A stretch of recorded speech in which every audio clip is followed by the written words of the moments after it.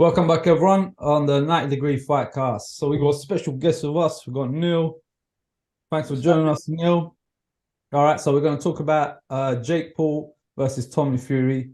It was an interesting fight. It was a bit too scrappy for me, but Tommy to me showed some nice, good techniques. I thought he could have done a lot better because Jake was all over the place. He didn't have no defense either, did he? So let's take it off.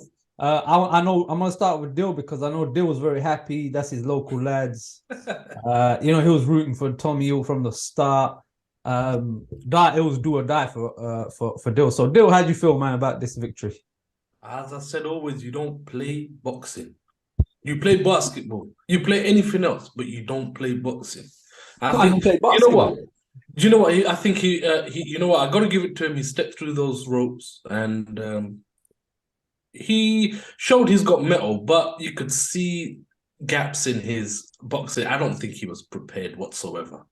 He thought whatever he thought he was prepared for, it wasn't that. Because from the get-go, my guy was just swatting him non-stop, taking his time swatting him. And he was gassed after the first round, bro. Yeah, I think he looked nervous to me.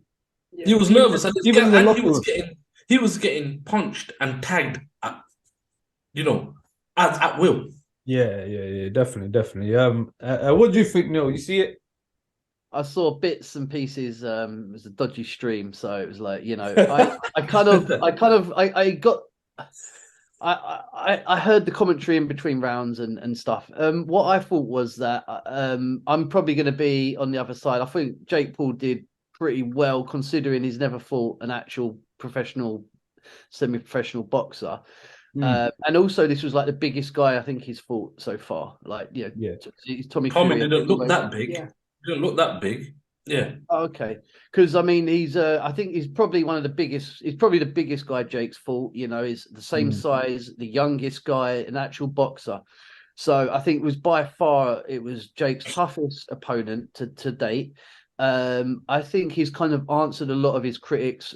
He didn't get totally embarrassed. I mean, he put in a good fight. There was no clear knockdowns. There was no knockdowns from Jake. Jake even, kind of got some kind of lucky knockdown as well in the fight. So the last round, didn't it? Got a knockdown there. The last round he got a knockdown. It was kind of just a little jab. I think Tommy was more off balance than anything there. Yeah. He was jabbing at the same time, and I think just a little bit of off balance. But he dropped from the punch, so he has to count that as a knockdown.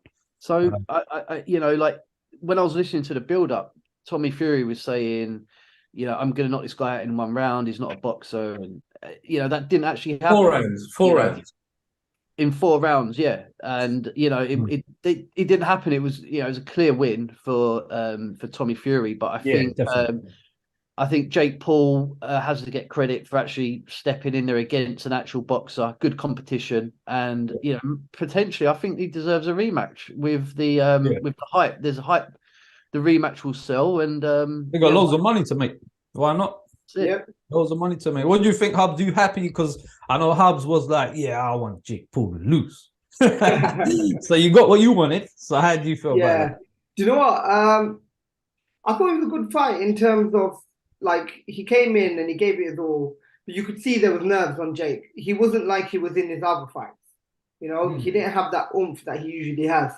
And maybe it's because he realized there's a difference in skill set, I know Tommy Fury is just kind of starting up in his professional boxing career, but Jake Paul, you could see he was getting tagged left, right, center, and it was the fundamentals that was getting him. You could see that he was getting tagged. Kept it simple. Good footwork, good jab, good movement, and just coming flurries when he's off balance, and nice shots. And all I saw Jake doing was very obvious. He kept stepping in and going low, dropping low, and basically it's so clear to see he's just looking for the overhand right. And Tommy, Tommy was working he was working angles and getting out of the way when Jake was going in for the heavy shot. He was doing well. He was playing smart. But you can tell both of them didn't have the knockout power. Yeah. Yeah, that was missing. That drop that he got in the 8th round, yeah, that was actually they both went for the jab, and he was too square, so it was more like loss of balance. But if you saw the stats, the amount of punches thrown, yeah, he got out punched. Jake Paul got out punched, and every single follower of Jake Paul today was saying, "Oh no, he got robbed." Yeah, the American ref gave it to Jake Paul. Everybody could see. Any professional who's ever picked up a pair of gloves could see that he got outboxed. Yeah. He doesn't. You know what? He doesn't. He was calling out Carl Froch, mate. He'll get ended by Carl Froch. Carl Froch would murder him. Yeah. Not only that. I think Jake Paul needs to realize, you know what, this isn't for him. What made me laugh a bit is, all right, done great, got the win, got big bucks. But when they interviewed him, he started crying and like, I've left a legacy. My name's Tommy Fury. And I'm like, great legacy, bruv. You beat a YouTube fighter. You ain't a boxer. I only trained 3 years. Hold on. You know what I mean? Like, he also say he's up and come on, man. Get over yourself. It's a great start to his career. Known to whoop him. You know, he did say it's a great start to his career. He made $7 million. Dollars. Yeah, so he did well. And if he gets another fight, he'll make, you know, pretty much. Oh, no, there's a rematch. There's definitely a rematch. Yeah, so he'll make a nice ton of money. What can I ask you guys a question? Do you think it was a war? Because that was what they were both saying. Everyone was saying it was a war. It was a I would say it's a war because they weren't like standing trading. It was a hug fest. It was a hug fest. He was trying to sniff his perfume. I mean, what the ref? They said the ref didn't. The ref wasn't good. The ref was a douchebag. Well, he did all right. I mean, he didn't do that badly, I thought. You know, he let the fight carry on.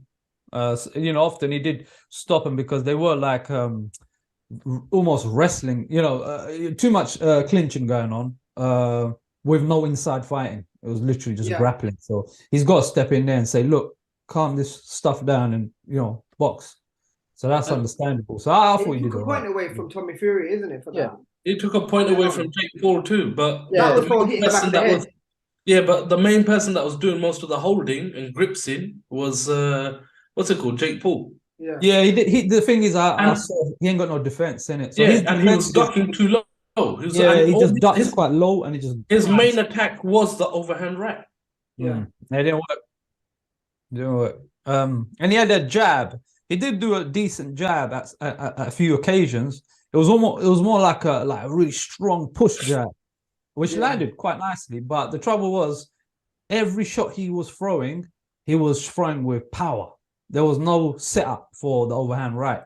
So he weren't like playing. That's why he gassed out. He wasn't throwing like double jab, bam. He wasn't throwing anything like that. He wasn't throwing That's why he gassed out. It was literally hard jab, and you can just see the next punch coming a mile off. So everything he did was too much, just pure power. And you know, he's gassing out. He's not setting up no shots, and that just shows inexperience. Yeah. Did you guys hear though? The excuse came out today.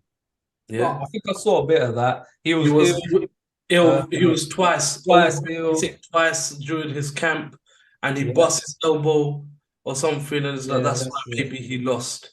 He just wasn't himself. But I don't want to make any excuses.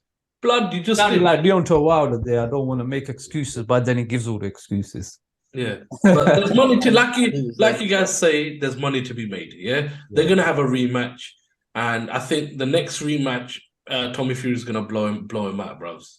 Is gonna put him out. Yeah, I think they'll know more what to do now. Yeah. But anyway, that's a nice wrap up. Anyone got anything to add? Neil? Well, I think if they don't do the rematch, because Jake Paul might not want the rematch. I think there's Jake Paul versus KSI.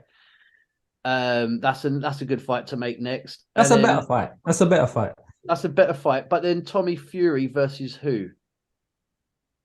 Well, he's still on his way up. You know what? I'm gonna say something here. Tommy Fury, especially if he gets one more fight with Jake Paul, he won't be boxing anymore. I guarantee. You know why? People work their whole life to get to that point to make that kind of money. They will go like, you know, promoters will protect their record and feed them like people to showcase what they can do.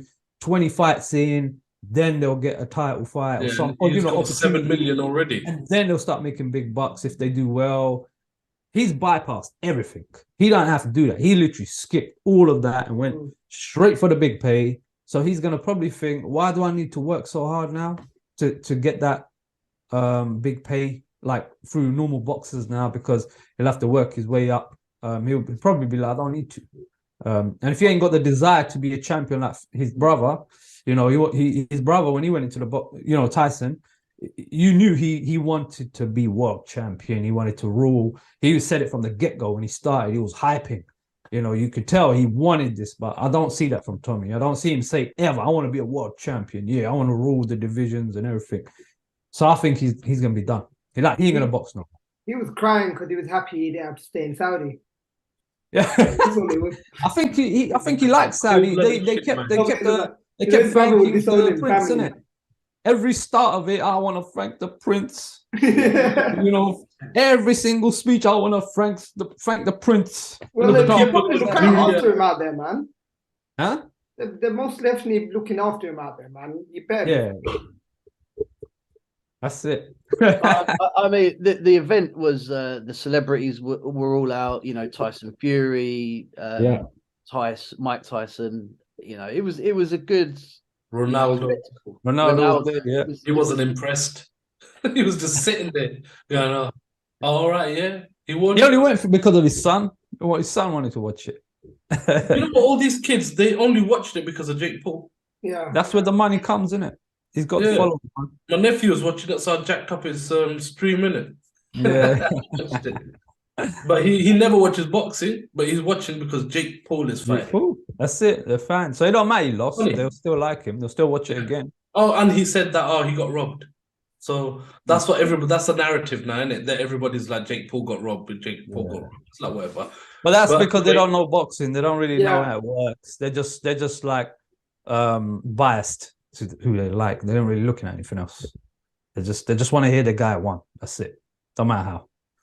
But anyway, nice chatting on this one. Thanks for joining us, everyone at home, and thank you guys. Nice input there. Leave a comment, like and subscribe. Let us know what you think about the fight. Would you watch a rematch again? Is it worth it? Watching another rematch, or what do you think? What do you think Tommy Fury is going to do if he does get a rematch and win? Where's he go from there? Is he going to carry on, or is he going to hang it up? And for Jake Paul, what's Jake Paul going to do? Now he lost, people are saying, see, you've been exposed, you ain't a boxer. Is he, is that something he's going to just agree to and be like, yeah, you're right? Yeah, Dill's making some nice faces over this. But yeah, thank you guys for joining us. Catch you on the next one. Till next time.